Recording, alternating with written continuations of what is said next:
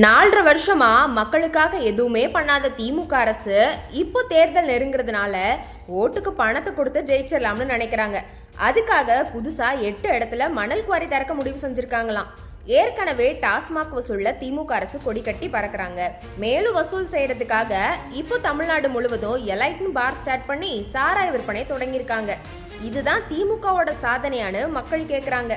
டாஸ்மாக்ல வசூல் பண்ணா மட்டும் போதாதுன்னு இப்போ மணல் குவாரியில வசூல் பண்ண புதுக்கோட்டையில 3, கடலூர்ல 2, தஞ்சாவூர், நாமக்கல், ராணிப்பேட்டை மாவட்டங்கள்ல 1ன்னு மொத்தம் 8 இடங்கள்ல மணல் குவாரிகள் திறக்க முடிவு செஞ்சிருக்காங்களாம்.